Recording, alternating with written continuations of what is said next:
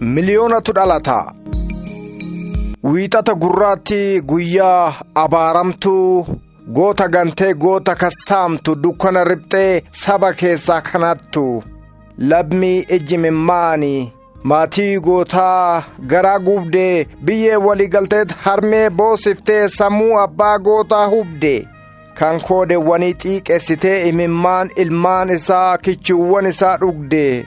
Haacaaluu Hundeessaa kutataa Amboon biqilchite labooba Oromoon heebbifte goota albuuda bishaan hulluuqadhaa akkamiin Finfinnee liqimsite. Haacaaluu gaafa xiiqii goota gootummaan irraan dhangala'e goota ija barbadaa diina heexoo kan obaasu irreen isaa artii kan ta'e abbaa tokkummaa abbaa bilisummaa abbaa biyyaa abbaa Orombiyyaa mee tokkummaa jedhi. Mee kai lammii sochoosi haqanqaaltuu kee mancaasi tokkummaa jedhi.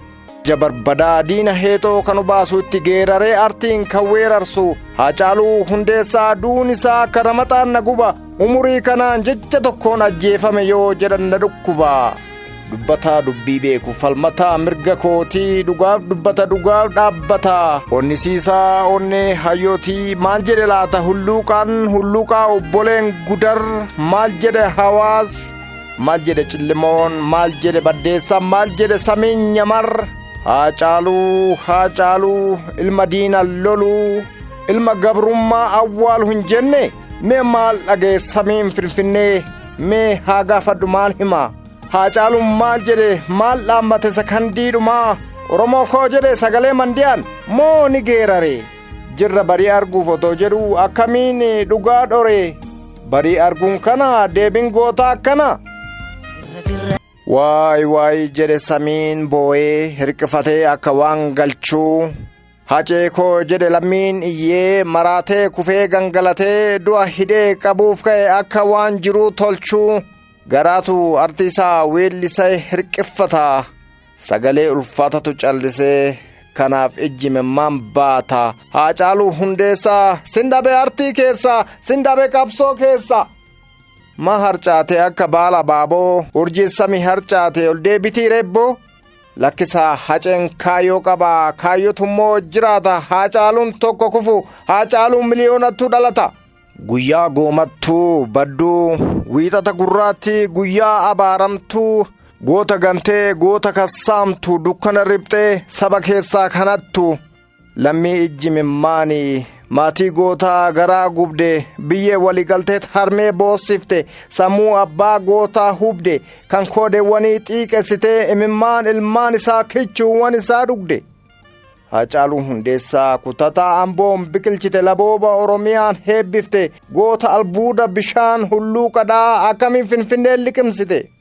Haacaaluu gaafa xiiqii goota gootummaan irraan dhangala'e goota ija barbadaa diina heexoo kan obaasu irreen isaa artii kan ta'e abbaa tokkummaa abbaa bilisummaa abbaa biyyaa abbaa Orombiyyaa mee tokkummaa jedhi. Mee kai lammii sochoosi haqanqaaltuu kee mancaasi. Goota ija barbadaa diina heexoo kan obaasu itti geeraree artiin kan weerarsu Haacaaluu Hundeessaa duun isaa akka ramaxaan na guba umurii kanaan ajjeefame yoo jedhan na dhukkuba. Dubbataa dubbii beeku falmataa mirga kootii dhugaaf dubbata dhugaaf dhaabbata. Onnisiisaa onnee hayyootii maal jedhe laata hulluuqaan obboleen gudar maal jedhe hawaas maal jedhe cillimoon maal jedhe baddeessaa maal jedhe samiin nyamar. Haacaaluu ilma diina lolu ilma gabrummaa awwaalu hin jenne mee maal dhagee samiin Finfinneeree mee haa gaafadhu maal himaa. Haacaaluun maal jedhe maal dhaammate sakandiidhuma sagalee mandiyaa sanaan Oromoo koo jedhe moo ni geerare jirra barii arguuf otoo jedhu akkamiin dhugaa dhore barii arguun kana moo deebiin gootaa akkana. Waay jedhe samiin boo'ee hirqifatee akka waan galchuu hacee koo jedhe lammiin iyyee maraatee kufee gangalatee du'a hidhee qabuuf ka'e akka waan jiruu tolchuu. Garaatu artiisaa weellisee hirqifata sagalee ulfaatatu callise kanaaf ejjimimmaan baata. Haacaaluu Hundeessaa sindhabee artii keessaa sindhabee qabsoo keessaa maa harcaate akka baala baaboo urjiissami harcaate ol deebitii reebboo lakkisaa haceen kaayyoo qabaa kaayyotu immoo jiraata. Haacaaluun tokko kufu Haacaaluu miliyoonatu dhalata. Haacaaluu miliyoonatu dhalata.